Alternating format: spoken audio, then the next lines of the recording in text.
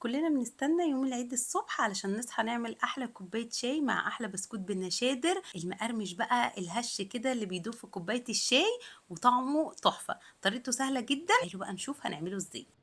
عندي نص كيلو من الدقيق، حطيت عليه رشة ملح ونص معلقة صغيرة من البيكنج باودر وهقلبهم مع بعض كويس جدا وهسيبهم على جنب. في بولة تانية كبيرة هحط 300 جرام من الزبدة، والزبدة بكون مطلعاها من التلاجة قبل ما ابدأ بربع ساعة بس. يعني انا ولا عايزاها تبقى جامدة قوي ولا طرية قوي. هحط عليها كوباية وربع من السكر البودرة وهضربهم بقى كويس جدا مع بعض لحد ما القوام بتاعها كده يبقى كريمي وفاتح بالشكل اللي انتوا شايفينه ده. بعد كده معايا بيضتين بدرجة حرارة الغرفة، بضيف بيضة واحدة وبعد كده اضربهم مع بعض كويس جدا. واول ما تختفي البيضة الاولانية بضيف البيضة التانية ومعاها معلقة صغيرة من الفانيليا واضربهم برضو مع بعض كويس قوي. اتاكدت ان هم اتضربوا كويس والبيض اختفى خالص، هجيب بقى ربع كوبايه من اللبن الدافي وهضيف عليه نص معلقه صغيره من النشادر، وهتلاحظوا ان اللبن كده بدا يفور وده من النشادر، وده بياكد ان النشادر بتاعتنا شغاله كويس. ضفته على الخليط وضربتهم كويس مع بعض. وهنا بقى انا مش هستخدم المضرب تاني، هبتدي بقى ان انا اضيف الدقيق اللي انا كنت مقلبه معاه رشه الملح والبيكنج باودر. وفي المرحله دي احنا مش بنعجن خالص، احنا بنلم بس العجينه لحد ما الدقيق كده يتداخل ويختفي خالص. والعجينه بتاعه البسكوت بتبقى بالشكل ده، بتبقى طريه ولما بتمسكوها بايديكم مش بتلزق زي ما انتم شايفين كده. ده القمع اللي انا هستخدمه في التشكيل، بتبقى ناحيه مشرشره والناحيه التانيه ساده.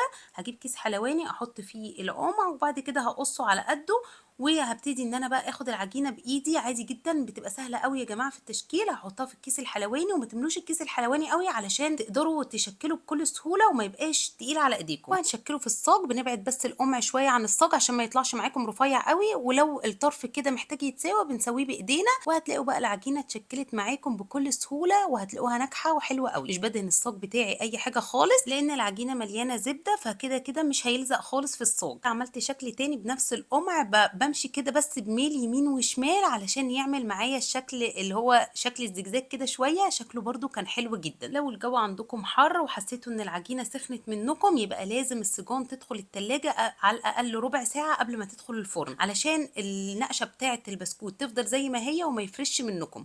بكون مشغله الفرن على درجه حراره 180 من قبل ما ابدا خالص. بدخله على الرف الوسط، بياخد تقريبا 20 دقيقه ممكن اكتر شويه حسب الفرن بتاعكم. المهم ان انتوا هتلاقوا الجوانب بدات تلون كده بالذهبي وخد لون حلو من تحت كده. هتفتحوا له بقى الشوايه وتدوا له درجه اللون اللي انتوا عايزينها. انا بحب اللون يبقى ذهبي فاتح شويه، يعني مش بحب اغمقه قوي. وبس كده. اتفرجوا بقى على الحلاوه واسمعوا القرمشه، كان مقرمش جدا وفي نفس الوقت هش كده وبيدوب، ولما بيتحط في كوبايه الشاي بيدوب بس في نفس الوقت ماسك نفسه وحلو قوي. استناكم تجربوه وتقولوا لي رايكم، وطبعا لو عجبكم الفيديو ما تنسوش اللايك والشير، واشوفكم على خير في فيديو جديد.